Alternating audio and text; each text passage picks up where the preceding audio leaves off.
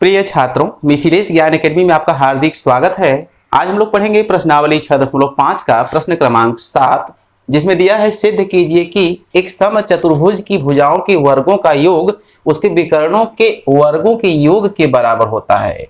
तो यहाँ पर हमें एक दिया है समचतुर्भुज और हमसे ये कह रहा है कि समचतुर्भुज की भुजाओं के वर्गों का योग उसके विकर्णों के वर्गों के योग के बराबर होता है। तो सबसे पहला काम हम इसमें करेंगे क्या, एक समचतुर्भुज बना लेंगे और उसके बाद उसके विकर्णों को भी मिला लेंगे, तब उसके आगे के हल को हम देखते हैं।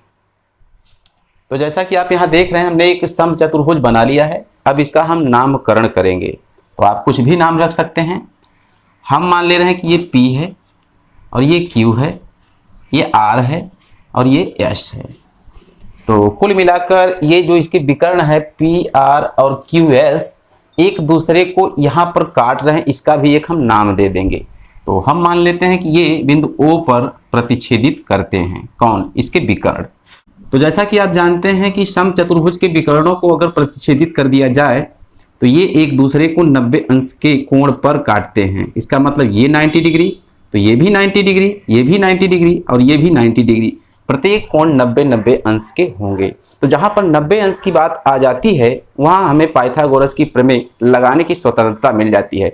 इसका मतलब ये हुआ कि हम बारी बारी से त्रिभुज POQ और त्रिभुज QOR, ध्यान से देखिए, और त्रिभुज ROS, त्रिभुज SOP में बारी बारी से हम पाइथागोरस की प्रमेय को लगाएंगे। हमें 4 इक्वेशन प्राप्त होंगे और चारों को हम ऐड कर देंगे अर्थात जोड़ देंगे, तो हमारा मामला सॉल्व हो जाएगा। यही है पूरा मेथड। तो जैसा कि आप जानते हैं, इस प्रकार के सवालों को हल करने के लिए कुल 4 हेडिंग होती है। पहला दिया है, दूसरा सिद्ध करना है, तीसरी रचना, चौथी और आखिरी हेडिंग होती है उपपत्ति की।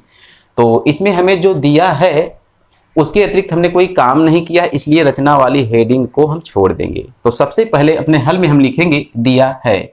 तो हमें दिया है एक समचतुर्भुज, तो हमने उसका नामकरण किया है, लिखेंगे एक समचतुर्भुज PQRS में विकर्ण कौन कौन से विकर्ण हैं? PR तथा QS, PR तथा QS एक दूसरे को बिंदु O पर प्रतिच्छेद करते हैं।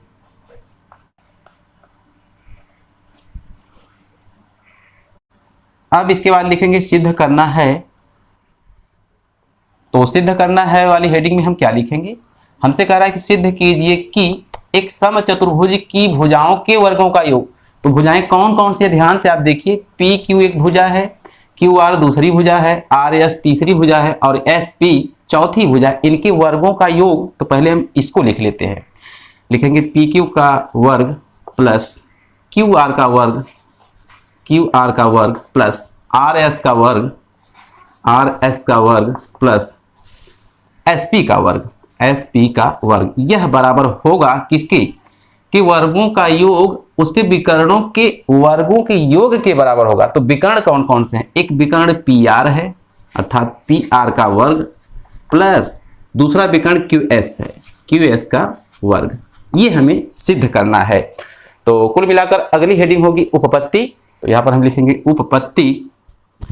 कुल मिलाकर प्रश्न यही उठता है कि हम अपने उपपत्ति की शुरुआत करें कहाँ से।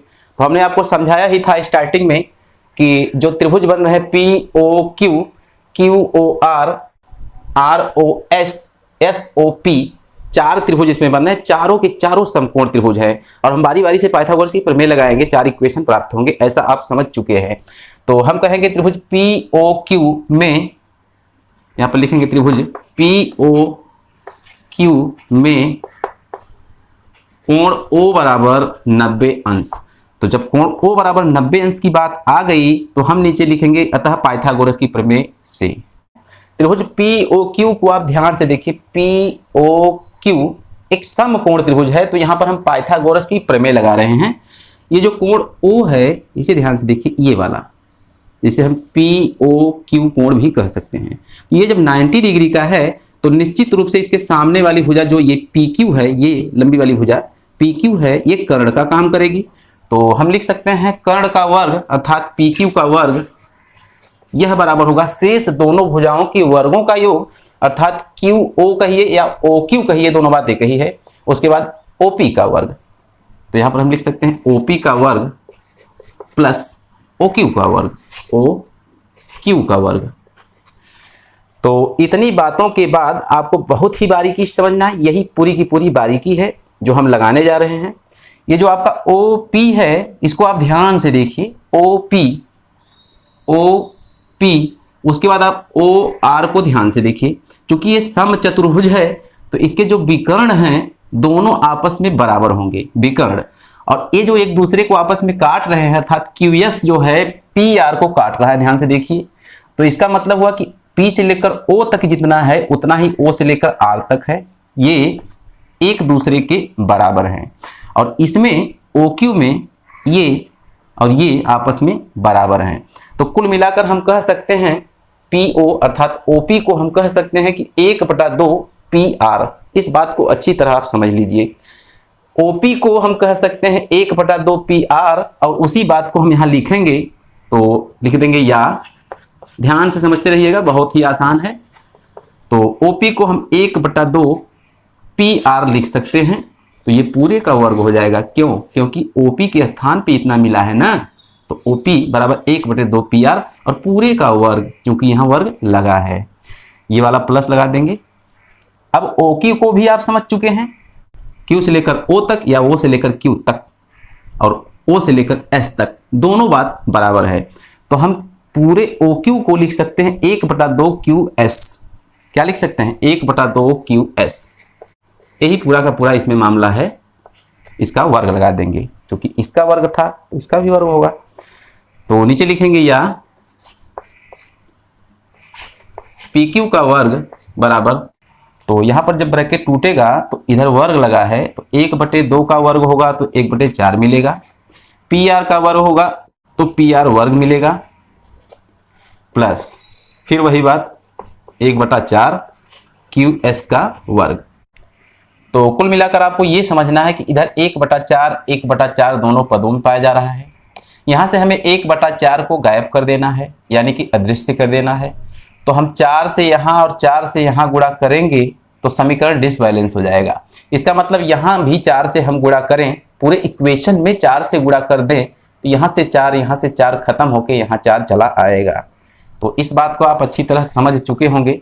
लिख सकते हैं हम 4 पी क्यू का वर्ग बराबर, इधर केवल पी आर का वर्ग बचेगा और प्लस क्यू एस का वर्ग बचेगा। इसे हम समीकरण 1 बना लेते हैं। और इस बात को आप एक बार फिर से समझ लीजिए। इधर 1/4 दोनों के स्थान से हमें 1/4 को गायब कर देना है। तो यहाँ 4 से गुणा, यहाँ 4 से गुणा करेंगे तो 4 से 4 कैंसिल होगा कि नहीं होगा? बिल्कुल होगा। तो हम पूरे इक्वेशन में 4 से गुणा करेंगे तो यहाँ 4 पी क्यू का वर्ग हो जाएगा और यहाँ तो गायब हो गया, यहाँ भी गायब हो गया। आप इस बात को अच्छी तरह समझ लीजिए। यही पूरा का पूरा मामला हल होने वाला है। अब इसके बाद नंबर है क्यू ओ आर का। तो क्यू ओ आर को आप ध्यान से देखिए यहाँ ना, क्यू ओ आर, तो यहाँ पे ए 90 अंश का है। तो इसका मतलब इसके जस्ट सामने वाली भुजा जो क्यू आर है ये कर्ण का काम करेगी।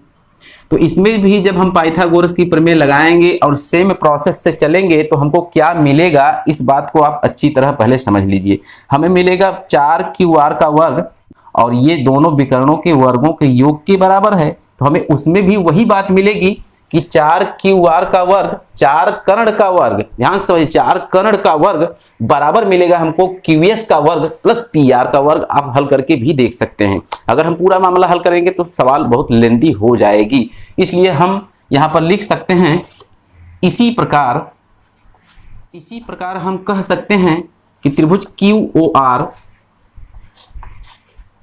कामा त्रिभुज आर ओ एस, त्रिभुज आर ओ एस कामा त्रिभुज एस ओ पी में पाइथागोरस की प्रमेय से, तो त्रिभुज Q O R, R O S और एस ओ पी में पाइथागोरस की प्रमेय से इस बात को आप एक बार फिर से समझ लीजिए। जैसे कि हमें मिला है जब हमने त्रिभुज पी ओ क्यू लिया था, ध्यान से देखिए, पी ओ क्यू हमने लिया था तो यहाँ कोण ओ 90 अंश का था, तो पी क्यू का जो वर्ग हुआ वो 4 बार हुआ। तो पी आर और क्यू एस के वर्गों के योग के बराबर मिला। यही बात हमको फिर बार बार इसमें भी मिलेगी, इसमें भी मिलेगी, इसमें भी मिलेगी। यानी कि हम कर्ण का वर्ग करके 4 से गुणा कर देंगे तो इनके विकर्णों के वर्गों के योग के बराबर हमको बारी बारी से मिलेंगे तीनों इक्वेशंस में। इस बात को अच्छी तरह समझ लीजिए। तो यहाँ पर हम पहले क्यू ओ आर को देख लेते हैं। तो यहाँ पर जो कर्ण है क्यू आर है, तो मिल जाएगा हमको 4 QR का वर्ग, यह बराबर एक विकर्ण दूसरा विकर्ण, तो लिख सकते हैं हम PR का वर्ग प्लस QS का वर्ग। यह समीकरण 2 हमें दे रहा है। अब ROS की बात करें, ROS की बात करें तो इसमें RS जो है कर्ण है, तो इसमें भी 4 से गुणा करेंगे, RS का वर्ग, यह बराबर हो जाएगा दोनों विकर्णों के वर्गों का योग। तो PR का वर्ग मिलेगा प्लस QS का वर्ग मिलेगा, इसे हम 3 कहेंगे।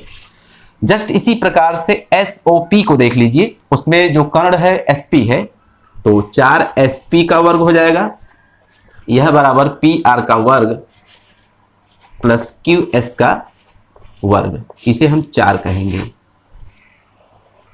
अब इसके बाद जैसा कि हमने आपको बताया था कि 4 समीकरण हमको प्राप्त होंगे, चारों को हम जोड़ देंगे, हमारा रिजल्ट मिल जाएगा।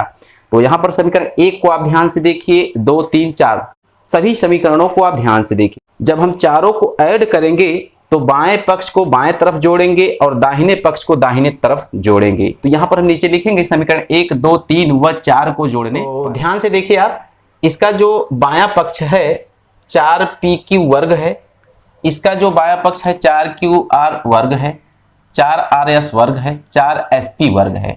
इन सभी को जब हम जोड़ेंगे तो सभी में 4 कॉमन पाया जा रहा है, तो हम 4 को कॉमन कर सकते हैं इस बाएं पक्ष में।